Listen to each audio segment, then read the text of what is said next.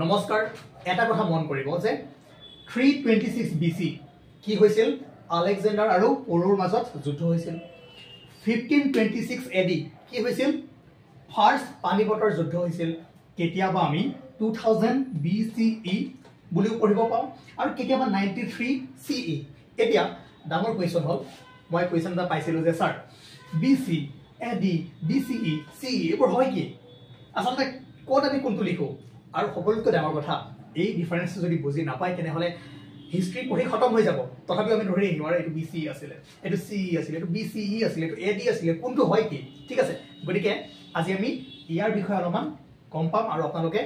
ধুনিয়াকে concept clear হৈ যাব বৰ্তমান ইয়াৰ কোনটো 2024 আজিৰ পৰা যদি 24 ইয়াৰ্স আগলৈ আপুনি আহে কিমান হ'ব 2001 মানে 24 ইয়াৰ আগত আৰু আজিৰ পৰা 77 ইয়াৰ যদি আপুনি আগত আহে কিমান হ'ব 1947 যত কি হৈছিল আমাৰ ভাৰত স্বাধীন হৈছিল এতিয়া মোক এটা কথা কওক ইয়াৰ পৰা আপুনি 2024 ইয়াৰ আগলৈ গুছি আহক কি হ'ব obviously 1 হ'ব লাগিব এতিয়া মোক এটা কথা কওক ইয়াৰ পৰা আপুনি 3000 বছৰ আগলৈ আহক 3000 বছৰ আগলৈ আহাৰ লগে লগে কি হ'ব হা মাইনাছত যাব লাগিব হয় না এতিয়া এটা কথা মন কৰক আমি যে কি আছো 2024 ইয়াৰত মানে কি আমি কোৰ পৰা আছো কোনটো ৰেফাৰেন্স পইণ্টৰ পৰা আছো ঠিক আছে এতিয়া মই জাস্ট এটা পইণ্ট কম আৰু আপোনালোকে গম পাই যাব BC ইয়াৰ ফুল ফৰ্ম হৈছে বিফৰ খ্ৰাইষ্ট আৰু AD ইয়াৰ ফুল ফৰ্ম হৈছে এন্নো ডোমিনি বা ইন দা ইয়াৰ অফ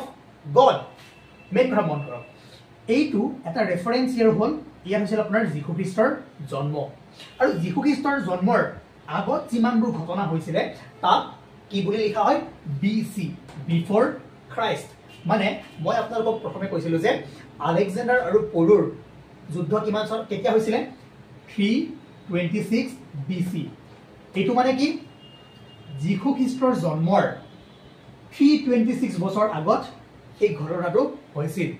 ঠিক আছে বৰ্তমান মই কি কৈছিলো পানিপটৰ ফাৰ্ষ্ট যুদ্ধ কেতিয়া হৈছিল 1526 AD এইটো মানে কি যীশু খ্ৰীষ্টৰ জন্মৰ 1526 বছৰ পাছত কি হৈছিল আপোনাৰ পানিপটৰ যুদ্ধ হৈছিল বৰ্তমান আমি কোন আছো 2024 AD মানে কি যীশু খ্ৰীষ্টৰ জন্মৰ 2024 বছৰ পাছত আছো আমি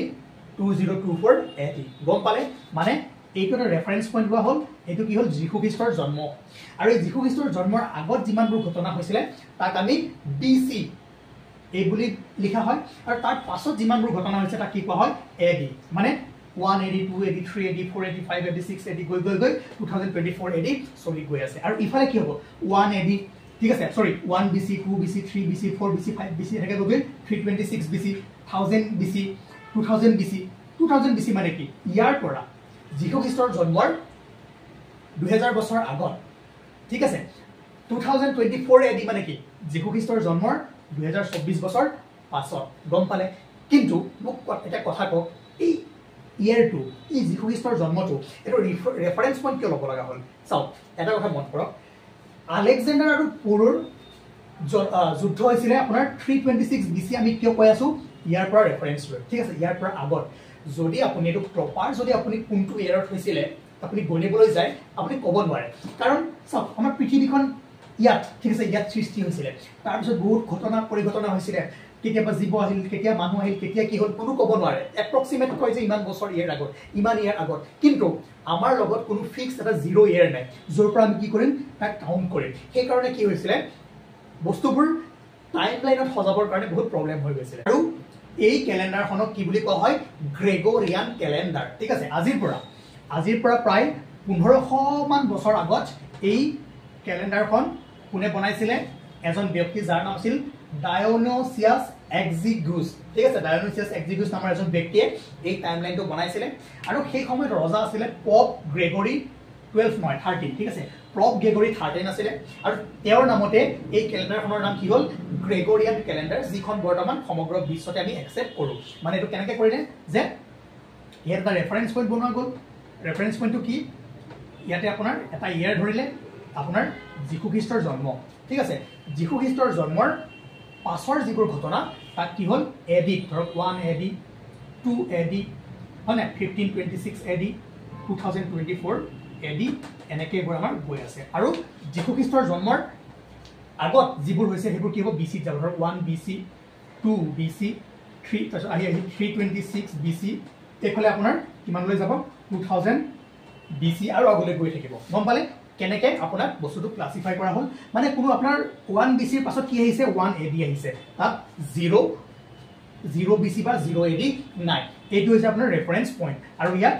গ্ৰেগৰিয়ান ক্যালেন্ডাৰ বুলি আমি কওঁ আৰু বৰ্তমান সমগ্ৰ বিশ্বতে ইয়াত একসেপ্ট কৰা হৈছে তাৰ বাহিৰেও ঠিক আছে নিজৰ নিজৰ দেশৰ আমাৰ ভাৰতৰ যেনেকৈ সাকা ক্যালেন্ডাৰ আছে সেইখন পঢ়াইছিলো হয়নে সাকা ধৰক সাকা ক্যালেন্ডাৰ কেতিয়াৰ পৰা ষ্টাৰ্ট হৈছিলে ইয়াৰ পৰা আপোনাৰ 78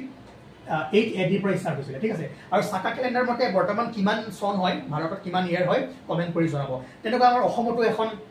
ক্যালেন্ডাৰ ইউজ কৰা হয় আমি পঢ়িছিলো ন